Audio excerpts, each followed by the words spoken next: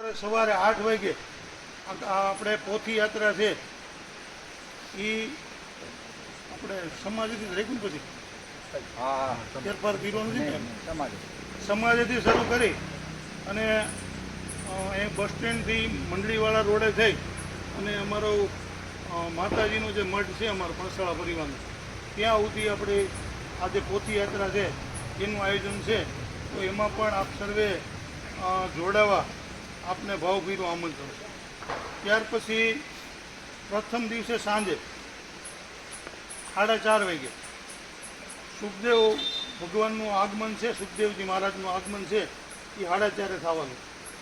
આમ તો પોથી યાત્રા પૂરી થાય એટલે લગભગ અંદાજ 10, 10:30, 11 જેવું થઈ જાય અને એકાદી કલાક, અડધી કલાક કથાનો શુભારંભ થાય. કથા ખાલી શરૂ થાય, વળી પાછો બપોરનો વિરામ આવે અને બપોર પછી પાછી કથા શરૂ થાય.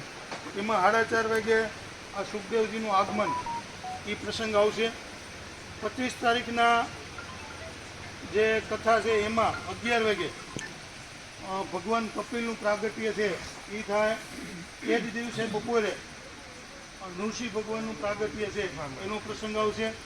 ત્યાર પછીના દિવસે એટલે કે 26, 10 અને રવિવારે સવારે 10 વાગે વામન ભગવાનનું પ્રાગટ્ય થાય. બપોરે 12 વાગે રામ જન્મોત્સવ ઉજવાય અને સાંજે 5 વાગે કૃષ્ણ જન્મોત્સવની ઉજવણી થાય. 27 તારીખે સોમવારે સાંજે 5 વાગે ગિરિરાજ પૂજન થાય. ત્યાર પછી 28, 10 ને મંગળવાર સવારે 11 વાગે ગોપી ગીતનો રાસ છે એનું આયોજન કરેલું છે અને એ જ દિવસે બપોરે 5 વાગે કૃષ્ણ રુક્ષ્મણીના વિવાહ છે એનું આયોજન કરેલું.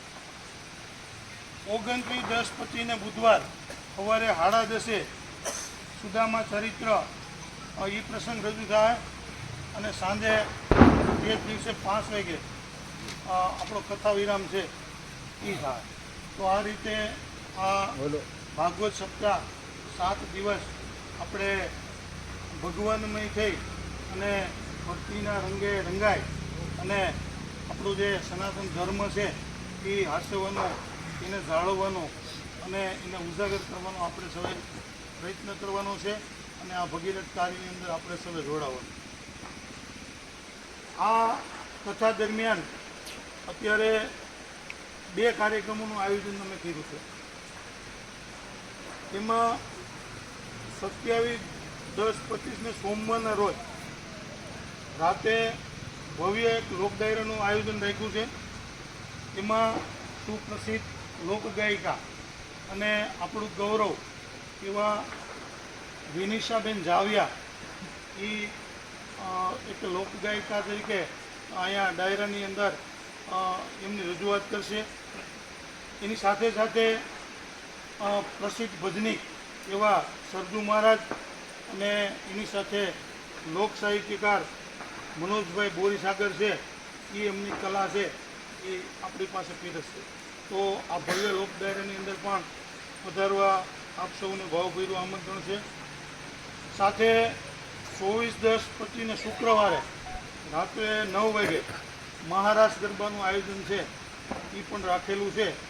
તો આવો ભવ્ય કાર્યક્રમ આપણા ગામની અંદર થતો હોય અને યજમાન આવડું મોટું આ મહારાષ્ટ્ર કરતા હોય તો આપણે સૌની ફરજ છે કે એમાં આપણે સાથ સહકાર આપી ઉપયોગી થઈ અને કથાનું શ્રવણ કરીએ, કથાનો લાભ લઈ એવું ફરી એક વખત પણસાળા પરિવાર વતી આપ સર્વેને જાહેર આમંત્રણ છે. સાથે સાથે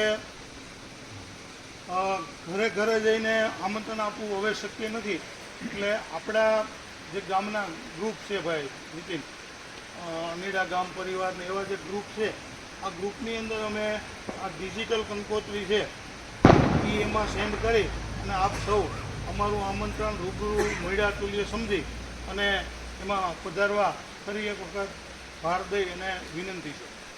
સાથે સાથે પહેલા દિવસે 23, 10, 25 અને ગુરુવારના પ્રથમ દિવસે જ્યારે આપણે પોથી યાત્રા છે એ જ દિવસે બપોરે 11 વાગે આપણે મહાપ્રસાદનું આયોજન કરેલું. એટલે ખાસ આગ્રહ અમારા પરિવારનો એવો છે કે આપણા એક પણ ઘરે, ગામના એક પણ ઘરે ક્યાંય રસોઈ ન થાય અને બધા મહાપ્રસાદની અંદર આવે. એટલે 23/10/25 ગુરુવારે બપોરે 11 વાગે આખા ગામે પ્રસાદી લેવા પધારવા 11 વાગે. આમ તો સવારથી જ આ પોથીયાત્રામાં જોડાય અને આ લાભ લેવા સર્વને આમંત્રણ અને આગ્રહ છે. એટલે આ દિવસે એક પણ ઘર આપણું બાકી ન રહે ગામનું, એ રીતે આ મહાપ્રસાદના કાર્યક્રમમાં જોડાવાનું છે અને પ્રસાદ લેવાનું આમંત્રણ છે. એટલે ધુવાડા બંધ ટૂંકમાં છે. એટલે એ દિવસે ખાસ બધાએ થોડુંક કામ હોય તો એને એડજસ્ટ કરી આગા પાછું કરી અને પધારવા વિનંતી છે. આ ભગીરથ કાર્યની અંદર,